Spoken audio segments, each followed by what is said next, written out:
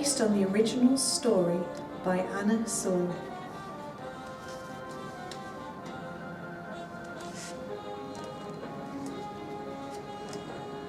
The first home I can ever remember was a lovely lush green meadow owned by Farmer Gray. I lived there with my mother, Duchess, who was the master's favourite. I spent my younger days frolicking in the fields, splashing in the pond and playing with the other colts. It was a wonderful life. One day, as we were playing a rough game that involved a lot of kicking and biting, my mother called to me. She told me, "The other colts that live here are not bad creatures, but they have never learned manners. To grow into proud and respectable stallion, you must do your work without complaining, lift your feet high when you trot, and never ever kick or bite." My mother was wise, so I took her advice to heart. Soon after, Farmer Gray decided that I was old enough to learn to be a working horse. I needed to learn how to pull a cart or a carriage and have people ride on my back. This training was called my breaking in, and it wasn't fun at all. I had to wear a bridle, which was made of straps that went around my head and under my nose and chin. I didn't like that very much. And I had to wear a bit, which was a metal rod that was placed in my mouth and attached to the bridle and reins. That was the worst. If I didn't turn my head the right way when my master pulled on the reins, the bit would hurt my mouth. But my master was kind and gentle, and soon I learned what he needed me to do. I actually felt quite proud carrying him around on my back. What a grown-up horse I'd become. When I was 4 years old, which meant I was fully grown, it was time for Farmer Gray to sell me. One day, a man named Squire Gordon came to the farm. He picked up my feet, checked my hoofs, and opened my mouth and looked at my teeth. It was very tempting to give the cheeky chap a quick nip, but I remembered what my mother had taught me and decided he liked what he saw. I was excited to see what my new life would bring, but I was also very sad to say goodbye to my mother and to Farmer Gray. I nuzzled them both and whinnied a soft farewell as I was led away. Squire Gordon lived on a big fancy farm with a pretty white house and wonderful, spacious, bright, tidy stables. That was where I met John, the groom, and Joe, the stable boy. They both looked me over and agreed I was as fine a horse as ever they saw.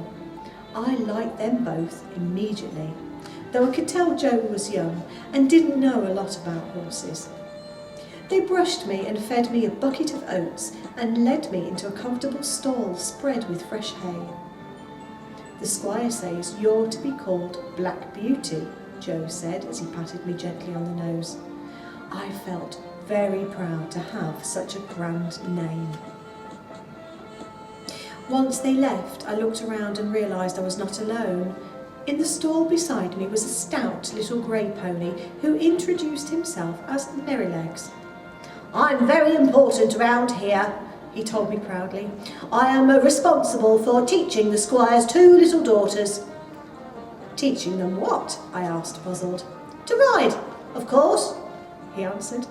Well, I'd heard of people training horses, but never of horses training people. What a funny place this was. "I let them ride on my back, but if they are silly or misbehave, then I give them a little buck and they fall right back off into the mud. And that teaches them," he explained. That was when I heard a snort from the other stall at the back of the stable, and I looked around to see a chestnut mare in the far corner. She was eyeing me angrily. "Oh, don't worry about Ginger," Merrylegs told me. "She likes to tease me because she secretly fancies me. I'm quite irresistible, you see." I wasn't sure I believed him, but I liked Merrylegs immediately. Ginger rolled her large eyes at us and turned away. I found out later that Ginger was a bit grumpy because I'd been given her stall. She'd bitten one of the master's children. They'd become frightened of her. Over the following weeks I went through my training. Ginger ignored me as much as she could until one day we were put in the harness together to pull the master's carriage. We worked well together and we began to talk to one another while I worked. I learnt that Ginger had not always had a nice home like the one we shared now, and that she'd been mistreated by her former owners. This had made her nervous of people, but she was learning to be more trusting as she spent more time with kind and gentle folk like John, Joe and Squire Gordon. Over time we became good friends. One day, as Ginger and I bringing John home from town, I saw my first example of a horse being treated badly.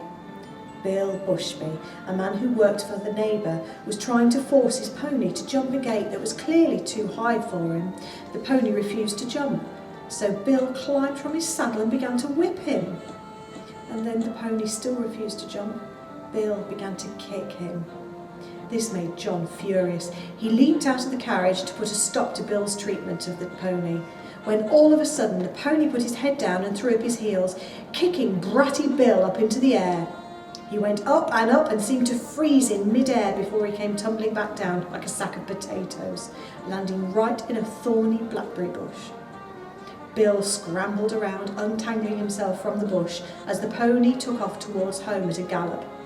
Bill followed behind, yelling, "Ouch! Ouch! Ouch!" and pulling thorns out of his backside as he ran. "Well, that fixes it," chuckled John, and climbed back into the carriage. He even made sure to tell the neighbour what had happened so the poor pony wouldn't be in trouble. And I liked John even more after that. One day during winter, John harnessed me to a small cart. I was to take him and Squire Gordon into the town on urgent business.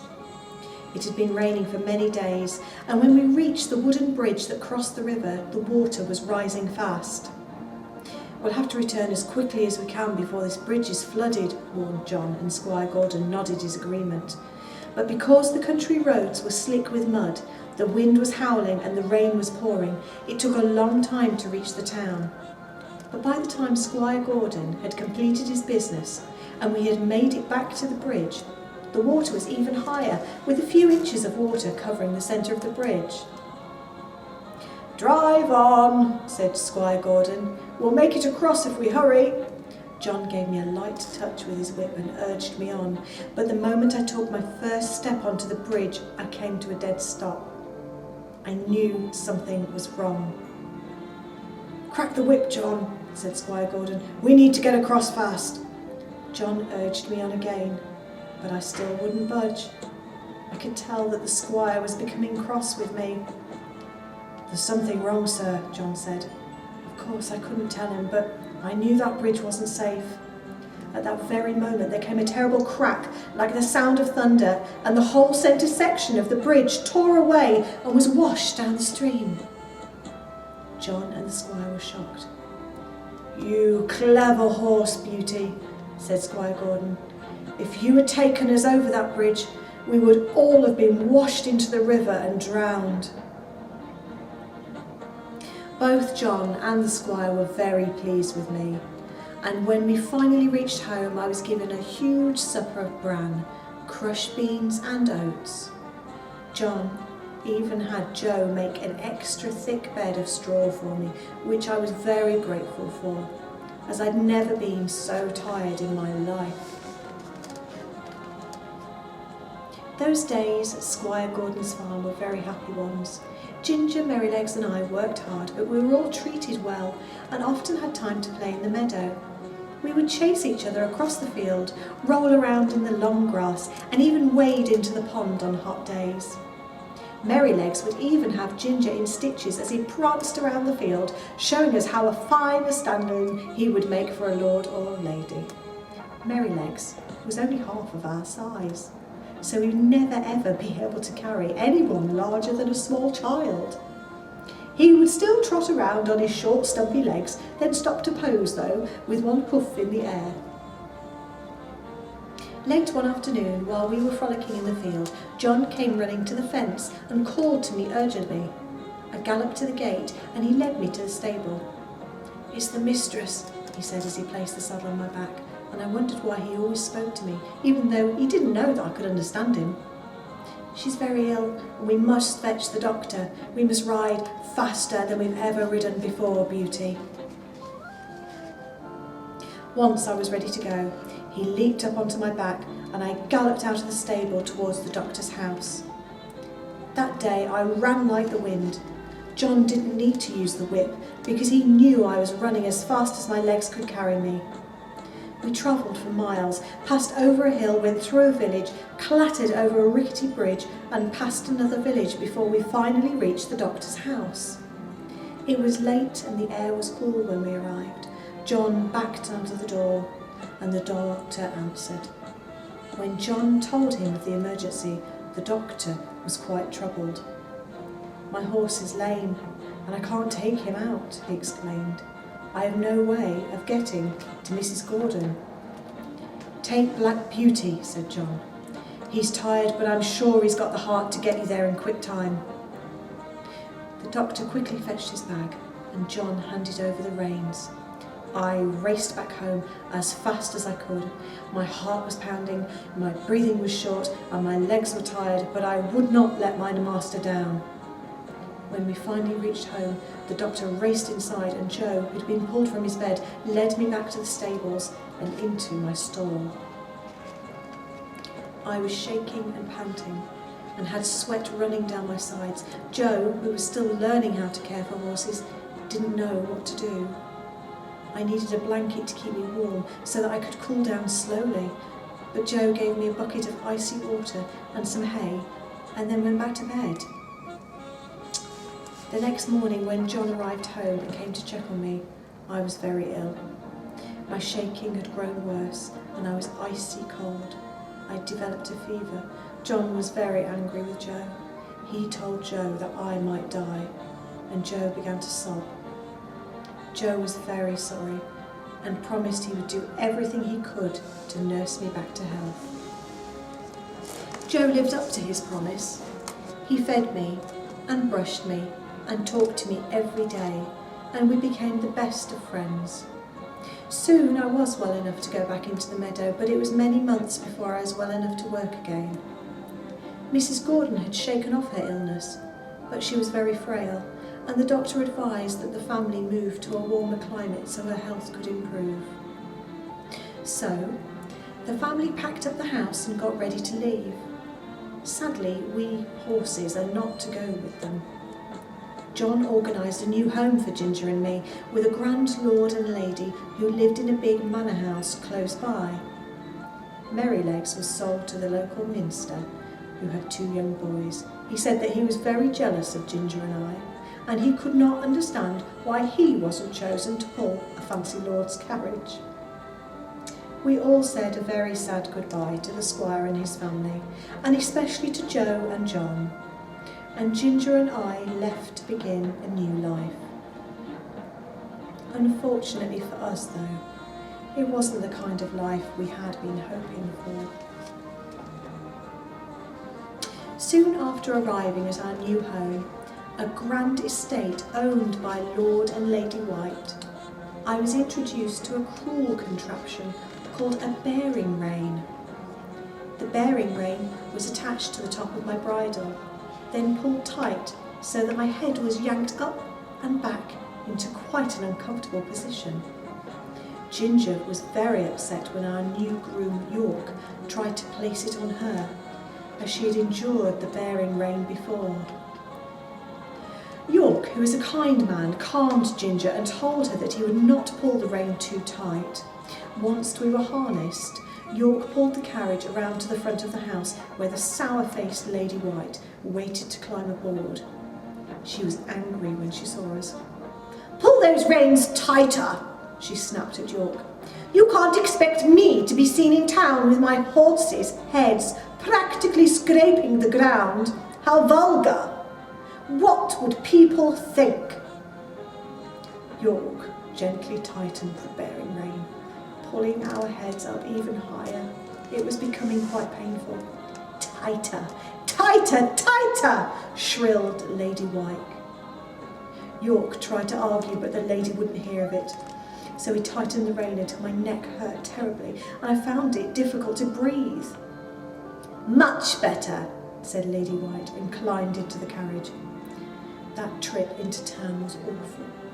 Ginger and I were in pain. We couldn't breathe properly and our legs felt weak, but still Lady White instructed York to whip us to make us go faster. When we arrived home and finally had our harnesses removed, York brushed us down, gave us food and water and patted our noses. We knew he felt terrible about the way he had to treat us. "I'd like to put a brace around her neck and give her a sound whipping," he said as he worked. "I can't believe someone would so mistreat a horse for the sake of fashion." I couldn't believe it either. We worked wearing the bearing rein for a long time, and when we weren't working, we were stuck in our stalls. There was no frolicking in the field anymore.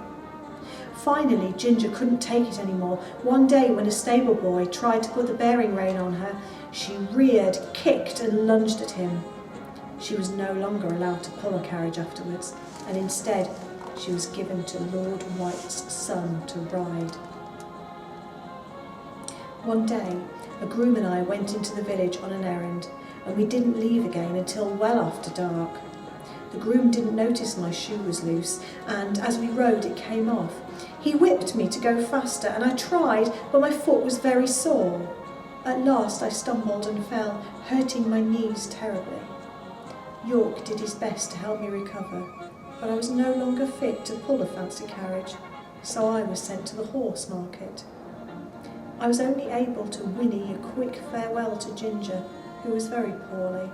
She'd been ridden too hard, which had damaged her lungs and her back. At the horse market, I was placed in a pen with many other horses, and buyers came to expect us. They checked our eyes and teeth and legs, and soon the auction started and we were sold off one by one. When it was my turn, several people bid, and I was glad that it was a friendly-looking fellow who finally bought me. I soon found out that my new job was to pull a cab in London. I'd lived my whole life in the countryside, with sweet grass in the meadows and smell of jasmine in the air. When I reached London, I couldn't believe my nostrils. It was like rotten eggs, dead fish and stinky socks all rolled into one putrid smell. It made my eyes water, but my new master, Jerry, didn't even seem to notice the stink. Jerry lived on a quiet lane with a small but cosy stable at the back of his cottage. Jerry was a kind master who looked after me very well, and his wife Polly and their children would often bring me little treats. I felt like part of their family. Pulling a cab was hard work, but I always did my best for Jerry, just like my mother taught me. We came to know each other very well, and with a few words or a gentle pull on the rein, I could tell what he wanted me to do, so he never ever had to use his whip. Not all cab horses were as lucky as I was, and I found this out one wintry day when we pulled up beside another cab. The first thing I noticed was that the cab was driven by a squinty-eyed cabby who looked decidedly cruel. I looked to the front of the cab and saw an old, scrawny, exhausted chestnut mare who looked like she was about to collapse. I felt sorry for the poor creature, and I neighed a hello. She turned her head, looked at me with sad eyes, and said, "Hello, beauty." At first I was puzzled that she even knew my name, and then, with a shock, I realised it was Ginger. Poor Ginger.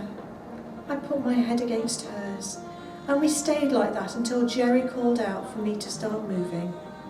I didn't want to leave Ginger, but I had to obey my master, so we pulled away. After that, I often thought sadly of Ginger and hoped that she'd moved on to better pastures. I also thought about happy little Merrylegs, who had always made me laugh, and wondered what had become of him. I stayed with Jerry for many years and lived a happy life. But Jerry was getting old, and finally it was time for him to retire. The family was very sad to say goodbye, but they couldn't afford to keep me, so back to the horse market I went. I was no longer as young and strong and fit as I used to be. So when I arrived at the market, I was placed in a pen at the back with the other horses who were old or sick or frail. I did worry about the kind of owner that would buy me next. When the auction started and it was my turn to be sold, I was horrified to see Ginger's owner, the squinty-eyed cabbie, place a bid on me. Nobody else seemed interested in buying me, and I was sure I was facing a life as dreadful as Ginger's. The man climbed onto the fence and grinned at me, and for the first time in my life I was tempted to bite and kick and run away. But then someone called through the crowd, and it was the greatest sound I'd ever heard in my life. I recognised that voice. "I'll pay double," it said. And I looked around to see my old friend Joe at the fence. He was a grown man now, but I would have known him anywhere. I ran to the fence and nuzzled his face while he patted my head and told me how much he'd missed me. The cruel cabbie threw his hat on the ground and stomped up and down, then picked it up and stormed off, muttering under his breath, which made Joe laugh. A few hours later, we were trotting down the road, and I began to recognise the countryside. We were heading back towards Squire Gordon's old farm, and I was overjoyed. Joe could sense my excitement as we entered through the gate, and he leaned over and he whispered in my ear, "Welcome home, Beauty." I love my life on the farm with Joe. I work when he needs me to, but otherwise I spend my days grazing in the meadow. I'm too old for frolicking now, and wading in the pond. And best of all, Joe has promised I will have a home here with him forever.